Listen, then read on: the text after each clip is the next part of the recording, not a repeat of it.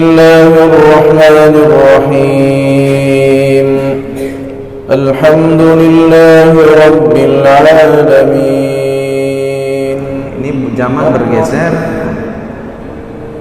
Tentunya ketika pengetahuan itu semakin canggih, tentunya pengetahuan seseorang untuk melakukan kejahatan juga semakin canggih. Oleh karena itu hadirin berbahagia, tentunya kita sebagai seorang muslim punya standar di dalam agama kita, punya standar yang telah diletakkan di dalam agama kita, bahwa yang namanya haram itu tetap haram, yang namanya halal itu tetap halal. Ya. Bismillahirrahmanirrahim. Assalamualaikum warahmatullahi wabarakatuh.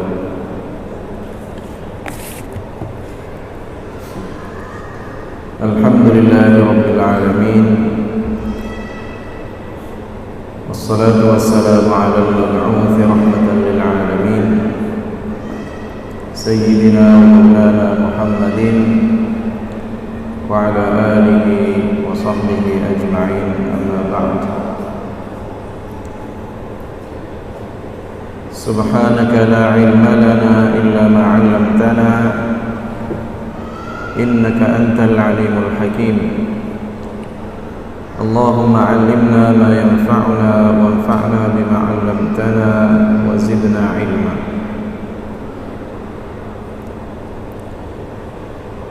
Hadirin wal hadirat, kaum muslimin dan muslimat sidang jamaah salat maghrib yang dirahmati Allah Subhanahu wa ta'ala, marilah senantiasa kita panjatkan puji beserta syukur kepada Allah atas segala limpahan rahmat, atas segala nikmat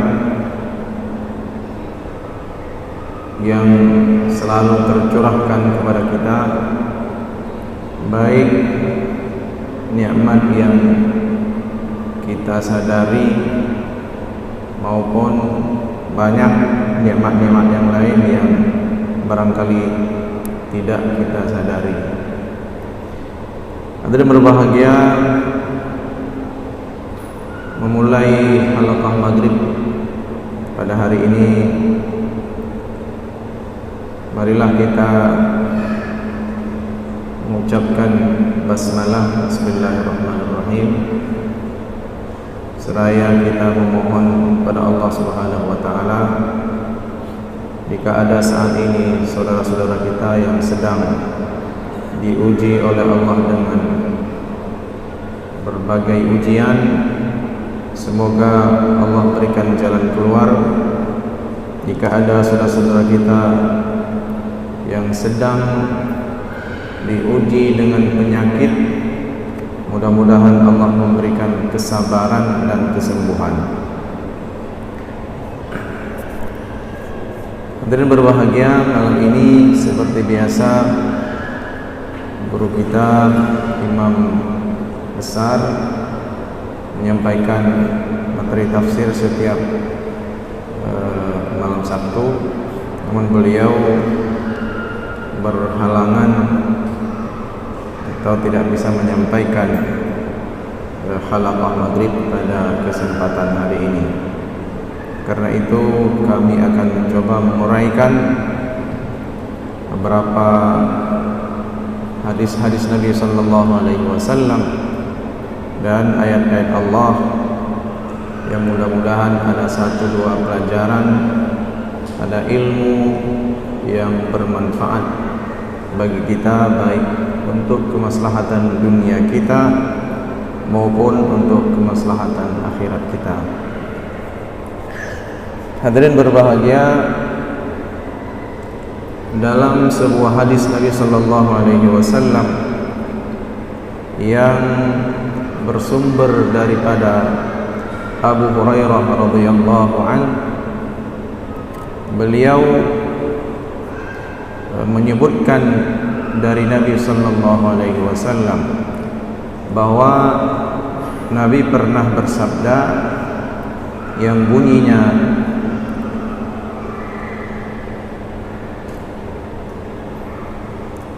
qala an-nabiy sallallahu alaihi wasallam, ya'ti 'alan nasi zamanun la yubali al-mar'u ma akhadha minhu aminal halali am minal harami. Hadirin berbahagia, hadis ini adalah salah satu prediksi Nabi sallallahu alaihi wasallam tentang di mana akan datang satu kondisi umat, ya, umat atau secara umum manusia. Ya'ti 'alan nasi zamanun, akan tiba satu masa, kata Nabi, la yubalil mar'u, orang-orang tidak lagi memperhatikan ma akhadha minhu aminal halali am minal haram, tidak lagi memperhatikan sumber rezeki yang ia peroleh, tidak lagi memperhatikan dari mana sumber rezeki yang dia peroleh, apakah dari yang halal, dari sumber yang halal, ataupun dari sumber yang haram. Hadirin berbahagia, tentunya hadis ini diucapkan oleh Nabi sallallahu alaihi wasallam 1400 tahun yang lalu. Tentunya kalau kita bandingkan dengan kondisi masyarakat secara umum, itu berbeda sekali kondisi masyarakat dulu dengan masyarakat sekarang, dengan perkembangan teknologi pada zaman kita hari ini. Tentunya kalau dulu misalnya pencurian, misalnya kalau zaman Nabi dulu, orang mencuri barangkali dengan membobol rumah orang, mencongkel jendela orang, lalu mengambil hartanya, seperti itu. Tetapi sekarang dengan perkembangan teknologi, mencuri harta orang lain itu tidak pakai linggis lagi, hadirin berbahagia. Ada orang dapat atau mampu memindahkan, ini salah satu contohnya. Dengan kemampuan hari ini, ada orang yang cuman duduk di depan komputer, di depan laptop, dia bisa memindahkan atau mencuri, dengan bahasa kasarnya, mengambil harta orang lain lalu memindahkan ke rekeningnya misalnya, atau dia cairkan uangnya. Artinya hadirin berbahagia, kalau kita bandingkan dengan masa Nabi SAW, tentunya potensi seseorang memperoleh harta dengan cara-cara yang tidak halal itu luas sekali, besar sekali. Beda dengan zaman Nabi dulu. Hari ini kita mengenal misalnya uang elektronik dan sebagainya. Juga sistem ataupun cara mencurinya juga beda, pakai elektronik juga. Ini zaman bergeser. Tentunya ketika pengetahuan itu semakin canggih, tentunya pengetahuan seseorang untuk melakukan kejahatan juga semakin canggih. Oleh karena itu hadirin berbahagia, tentunya kita sebagai seorang muslim punya standar di dalam agama kita, punya standar yang telah diletakkan di dalam agama kita. bahwa yang namanya haram itu tetap haram, yang namanya halal itu tetap halal. Ya, yang halal tetap halal, yang haram tetap haram. Hadirin berbahagia, banyak barangkali kalau kita gambarkan jenis-jenis memperoleh atau seseorang memperoleh harta yang dikategorikan ke dalam harta haram. Barangkali kita hari ini ketika masuk ke kedai makanan atau restoran misalnya, yang kita tanyakan dulu adalah ada nggak sertifikat halalnya, kan begitu. Sertifikat halalnya ada nggak? Makanan ini ada label halalnya atau tidak? Kan itu standar paling rendah seorang muslim. Mungkin kalau dikatakan tidak ada, tidak jadi makan di situ. Tetapi hadirin berbahagia, kita juga harus merenung bahwa yang dikatakan sumber atau makanan yang masuk ke tubuh kita itu bukan saja dari zatnya yang haram, tetapi ada kategori lain, yaitu bagaimana kita memperoleh harta itu, bagaimana seseorang memperoleh harta itu. Kadang-kadang hadirin berbahagia, orang begitu menjaga misalnya, tidak akan makan apabila tidak ada sertifikat halal misalnya. Tetapi maaf cakap, ada orang ketika di kantor misalnya, dia melakukan korupsi misalnya, itu tidak sadar. Di lain kesempatan dia begitu ketat ketika ada makanan yang tidak ada sertifikat halal, apalagi cerita khamar misalnya, makanan yang tidak ada sertifikat halalnya saja dihindari. Nah, ini tentunya perlu kita merenung juga bahwa yang dimaksud oleh Nabi Sallallahu Alaihi Wasallam, sesuatu yang masuk ke tubuh kita dari sesuatu yang haram itu bukan saja dari zatnya, tetapi sumber pendapatan yang kita gunakan untuk kita membeli makanan ataupun minuman yang kita bawa ke rumah kita, yang dikonsumsi oleh keluarga kita, juga harus diperhatikan. Misalnya ada orang yang melakukan praktek-praktek bisnis yang mengandung gharar misalnya. Contoh misalnya, ini sederhana sebetulnya. Ada orang mengumpulkan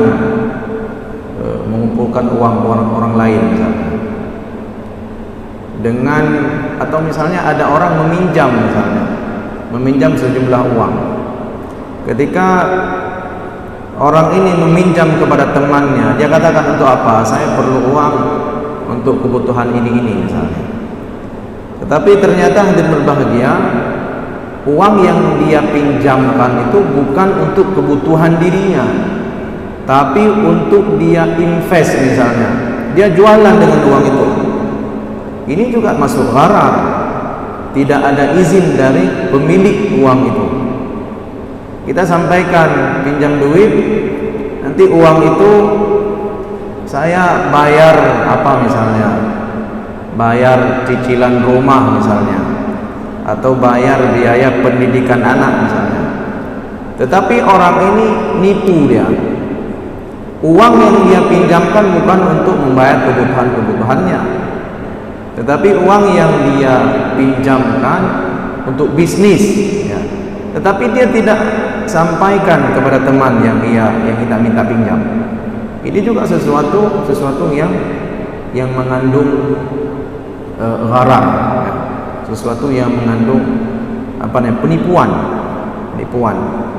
Oleh karena itu hadirin berbahagia, tentunya sebagai seorang muslim, kita bukan saja alergi terhadap makanan-makanan yang tidak ada sertifikat halal, makanan-makanan khamar misalnya, atau yang mengandung hewan-hewan yang haram di dalam Islam.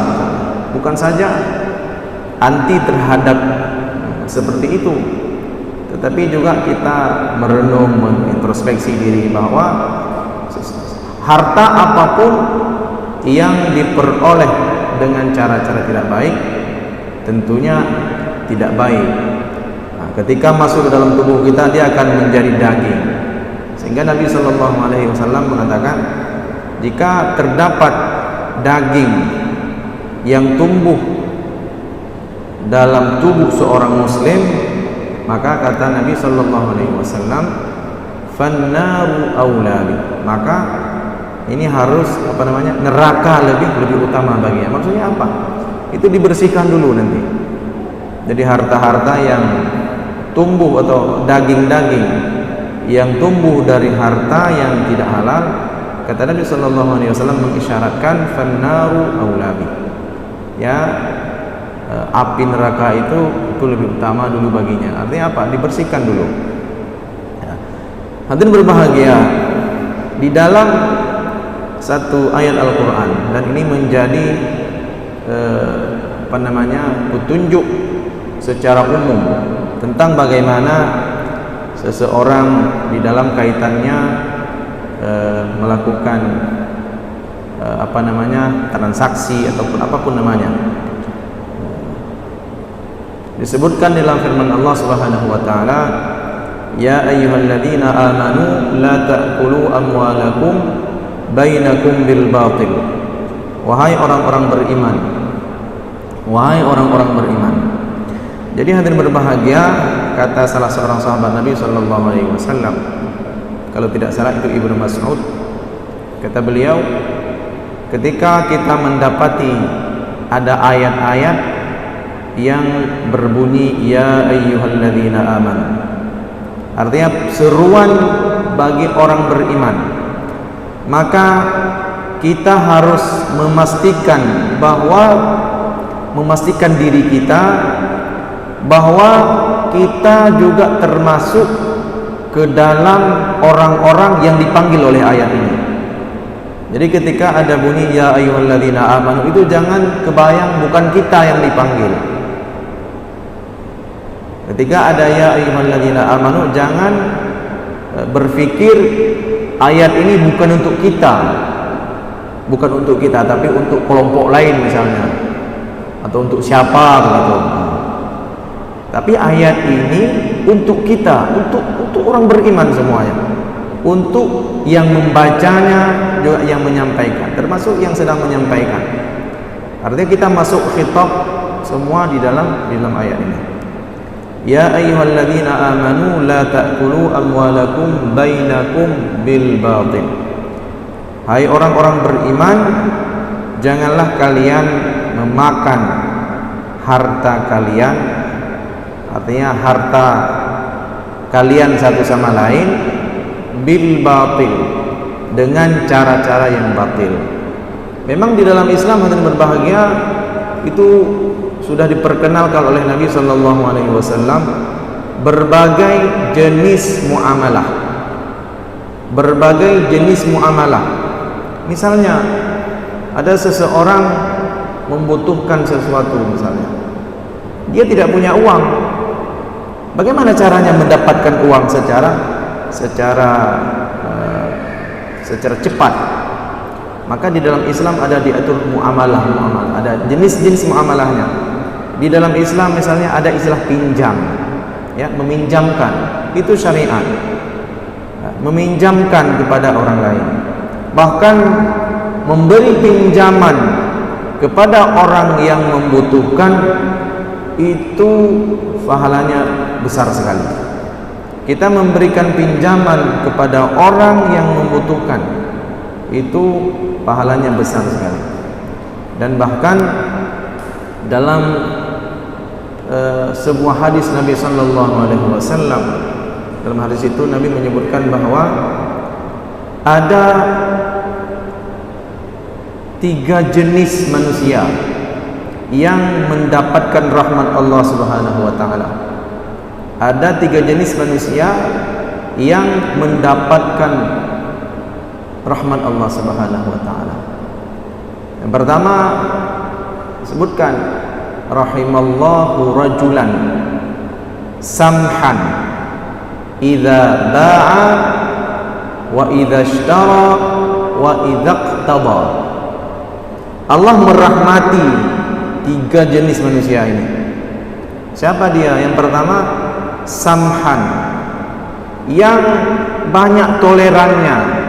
Idza ba'a, ketika dia menjual barang-barang.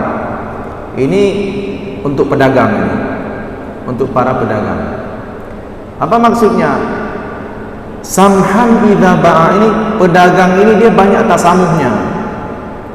Pedagang ini banyak tolerannya kepada pembeli. Misalnya begini, ada seseorang beli peci misalnya. Orang ini butuh peci, tetapi uangnya tidak cukup misalnya, harganya 50.000 misalnya.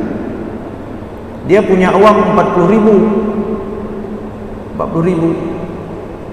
Nah, yang diisyaratkan oleh Nabi sallallahu alaihi wasallam dalam hadis itu, samhan idza ba'a, dia toleran. Ya udah enggak apa-apa. Punya uang berapa? 40.000. Ya udah enggak apa-apa. Yang penting dia sudah menghitung tidak rugi. Dia jual begitu saja. Orang ini memang tidak punya uang lebih. Orang ini hanya memiliki uang 40.000 misalnya untuk membeli peci yang harganya 50.000. Jadi pedagang yang seperti ini, hadirin berbahagia, itu mendapatkan, dirahmati oleh Allah, disayangi oleh Allah Subhanahu wa taala. Samhan idza ba'a.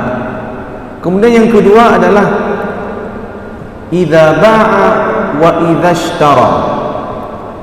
Ini yang kedua untuk pembeli. Nah, sebagai pembeli, customer itu. Misalnya kita pergi ke pasar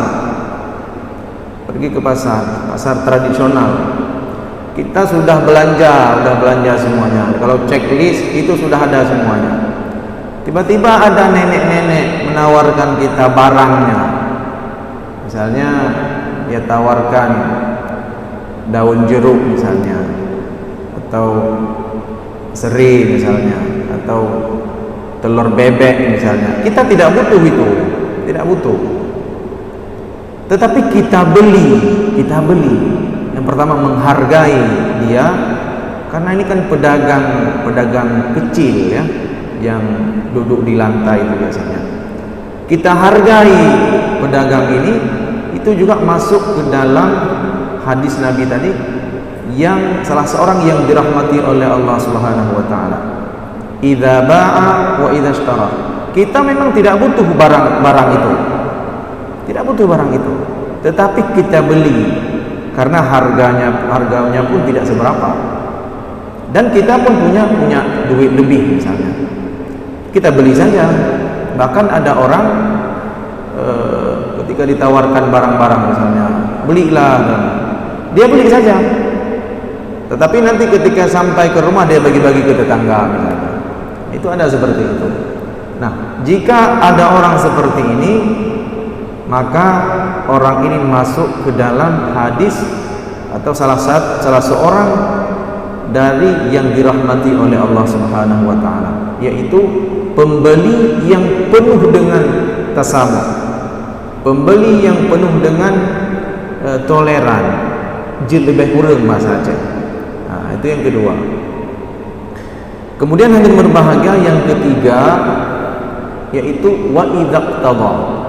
Tadi yang pertama samhan idza ba'a wa idza ishtara wa idza iqtada. Yang ketiga adalah toleran ketika menagih hutang. Ada orang yang toleran ketika menagih hutang. Bagaimana? Ini kan utang piutang ini kan salah satu muamalah yang paling banyak kita gunakan. Semua orang barangkali pernah hutang. Bahkan pengusaha besar sekalipun pernah hutang.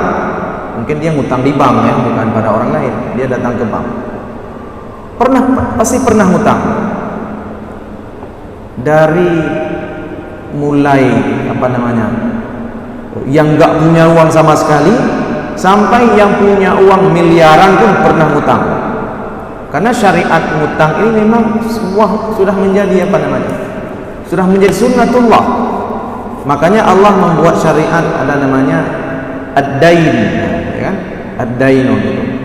Nah, kalau kita melihat bab utang piutang ini di dalam Al-Qur'an itu menjadi atau terdapat di dalam salah satu ayat yang paling panjang tentang utang piutang ini. Itu di juz 3, satu halaman penuh. Bab tentang utang piutang. Nah, jadi salah satu di antara yang dirahmati oleh Allah Subhanahu wa taala adalah orang yang toleran ketika menagih hutang. Misalnya ketika ada teman kita ngutang, misalnya pinjam duit 1 juta, nanti bulan depan saya bayar. Jatuh tempo sampai bulan depan, kita kasih waktu seminggu misalnya, enggak kita tagih. Kemudian setelah 1 minggu tidak ada kabar, kita telepon, kiban na rezeki, oma golongna, oh tidak apa-apa. Begitu. Ini kan dalam teori itu kan indah sekali. Memang kadang-kadang praktek susah. Ya. Ini teori hadis Nabi ini mengajarkan kita untuk menjadi salah seorang yang disayang, yang dirahmati oleh Allah Subhanahu wa taala adalah toleran ketika kita menagih hutang. Toleran ketika kita menagih hutang. Kalau misalnya ada orang yang sudah berkali-kali kita tagih misalnya, tetapi memang tidak ada jalan untuk bayar hutang, tidak ada cara, tidak ada jalan untuk membayar hutang, maka di dalam syariat kita itu juga diatur hadirin berbahagia. Diatur apa? Ada satu akhlak tertinggi, ya akhlak tertinggi itu, yaitu memaafkan utang-utang itu tadi. Ya, kalau di hadis ini hadirin berbahagia itu disebutkan samhan idza ba'a wa idza ishtara wa idza qada. Toleran ketika menjual barang, membeli barang, dan toleran ketika menagih hutang.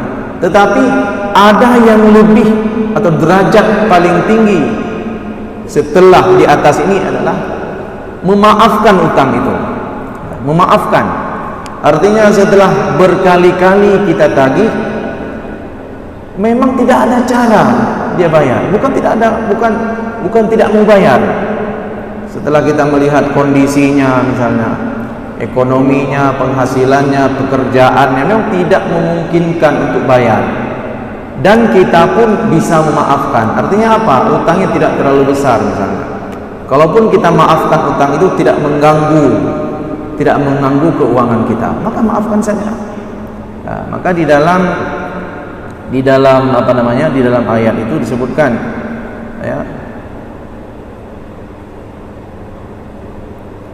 di dalam ayat itu disebutkan bahwa apabila kita punya kelapangan misalnya, apabila kita punya kelapangan, maka cukup memaafkan saja. Wa in kana dzu usratin fanadhiratun ila maisarah wa an tasaddaqu khairul lakum. Memaafkan, tasaddaqu bahasa Quran. Apabila kita menyedekahkan, ya sudahlah, hanapun bayeli misalnya, itu khairul lakum, itu lebih baik bagi Anda. Itu kata Al-Quran, kata Allah Subhanahu wa taala. Hadirin berbahagia, nah, itulah mekanisme di dalam kehidupan yang diatur oleh syariat kita. Ada syariat utang piutang.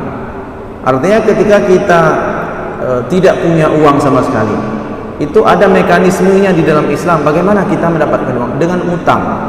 Jadi utang itu bukan sesuatu aib sebenarnya, ya, bukan sebuah aib apabila tentunya kita mengikuti syariat, ya. Ketika kita mengutang, kita berjanji akan membayar, akan bayar. Jangan ketika ngutang lalu tidak bayar. Ini yang dicaci dicela di dalam agama kita. Hadirin berbahagia. Kemudian selanjutnya ada beberapa efek negatif. Ada beberapa efek negatif jika seseorang tidak memperhatikan makanan atau sumber rezeki yang ia peroleh. Dia tidak mau tahu, yang penting masuk, tidak mau tahu dari mana, dengan cara apa, tidak mau tahu.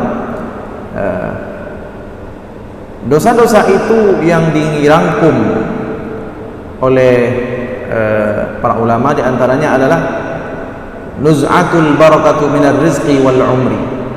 Jika seseorang tidak memperhatikan sumber rezeki, sumber pendapatan yang ia peroleh, maka ada efek negatifnya. Ini yang harus kita yakini. Kalau kita banyak mendapatkan penghasilan dengan cara-cara yang tidak benar, maka cepat atau lambat pasti akan terjadi. Sebutkan yang pertama adalah nuz'atul barakah minar rizqi wal umri. Dicabut keberkahan daripada rezeki itu sendiri, dan dicabut keberkahan umur. Ilustrasi sederhana barangkali begini penafsirannya. Dan berbahagia, memang harta banyak memang, tetapi banyak celah-celah yang Allah buat supaya rezeki kita itu habis. Macam-macam. Anak bertingkah macam-macam, misalnya minta beli ini, minta beli itu. Jadi disitulah Allah menciptakan celah-celah agar supaya rezeki si fulan ini terkuras. Nuz'atul barakah. Jadi barakah itu hadirin berbahagia, sedikit tapi cukup. Kalau dihitung secara matematis nggak cukup. Begitu. Misalnya seseorang di akhir bulan setelah dia mencatat semua pengeluarannya 10 juta misalnya, tetapi kalau dihitung penghasilan nggak sampai 10 juta. Dari mana? Wallahu alam. Tapi semua tercover. Inilah berkah namanya. Semua tercover.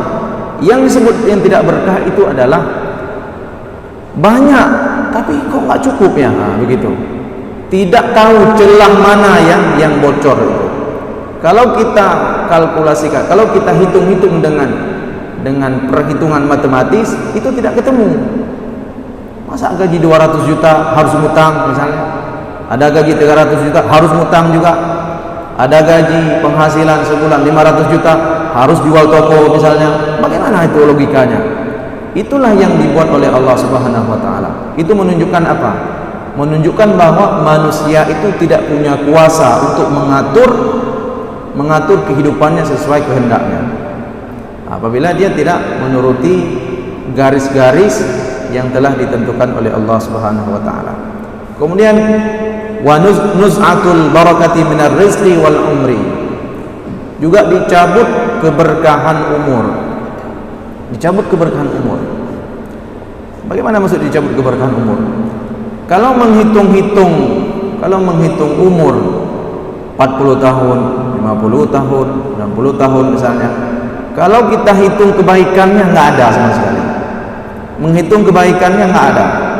Kalau menghitung salatnya itu bisa dihitung barangkali. Cuman salat 10 kali selama 5 tahun terakhir. Kapan itu? Hari raya. Cuman itu saja. Ini dicabut keberkahan. Umurnya panjang, amalnya tidak ada. Amalnya tidak ada. Karyanya tidak ada. Itu kalau kita lihat misalnya ulama-ulama dulu hadirin berbahagia. Ada ulama seperti Imam An-Nawawi misalnya, umurnya tidak panjang, tapi karya beliau menulis kitab seperti misalnya Al-Majmu' itu yang besar sekali itu. Beliau menulis banyak kitab, dan kitab-kitab beliau itu sampai saat ini masih dipelajari, masih dikaji oleh pelajar. oleh santri, oleh para pencari ilmu. Bagaimana berkahnya mereka itu. Umurnya tidak panjang, tetapi amalannya, karyanya seperti hidup beribu-ribu tahun. Nah, ini salah satu di antara logika bagaimana yang disebut dengan dicabutnya keberkahan umur itu tadi. Kemudian yang selanjutnya adalah yang kedua, efek negatif daripada apabila kita sering memakan harta-harta yang tidak jelas sumbernya atau bahkan dari yang haram, adamu qabulid doa, yaitu tidak diterimanya doa. Mungkin kita banyak berdoa tapi tidak pernah diterima oleh Allah. Banyak berdoa, mungkin sudah puluhan tahun berdoa apa? Mungkin masing-masing kita punya doa masing-masing. Tapi sepertinya sudah berpuluh-puluh tahun seperti Allah tidak pernah menjawab doa-doa kita. Maka disebutkan di dalam sebuah hadis Nabi Shallallahu Alaihi Wasallam, ada orang yang menengadahkan tangannya ke langit. Dia minta macam-macam permintaan, tetapi orang ini mat'amahu haramun, ya, wa mashrabahu haramun, makanannya haram, minumannya haram, wa malbasahu haramun, pakaiannya juga haram, semuanya haram. Kendaraan yang ia miliki haram dari sumber yang haram, rumah yang ia miliki dari sumber yang haram, baju yang ia gunakan dari sumber yang haram, handphone yang dia gunakan dari sumber yang haram. Dan dikatakan oleh Nabi Shallallahu Alaihi Wasallam, fa anna yustajabu lidzalik. Bagaimana aku kabulkan doa orang seperti ini, kata Nabi Shallallahu Alaihi Wasallam. Fa anna, bagaimana mungkin dikabulkan doa manusia seperti ini? Dan berbahagia, barangkali inilah beberapa penjelasan mengenai sebuah hadis Nabi Shallallahu Alaihi Wasallam, fenomena satu zaman, kata Nabi, ketika muncul orang-orang yang tidak lagi memperhatikan sumber penghasilannya, sumber pendapatannya. Nah, ketika seseorang tidak lagi memperhatikan sumber pendapatannya, tentunya harta-harta itu akan menjadi harta yang haram dan akan berefek pada rizkinya, pada keberkahan rizkinya, kemudian berefek pada keberkahan umurnya. Mudah-mudahan memberikan manfaat pada kita semua. Aqulu qouli hadza wa astaghfirullah li wa lakum. Wassalamualaikum warahmatullahi wabarakatuh. Alhamdulillahi rabbil alamin. Allahumma salli ala sayyidina Muhammad wa ala alihi wa sahbihi ajma'in. Allahumma a'inna ala dhikrika wa syukrika wa husni ibadatik. Rabbana ighfir lana dhunubana wa liwalidina warhamhum kama rabbawna shighara wa li jami'il muslimina wal muslimin.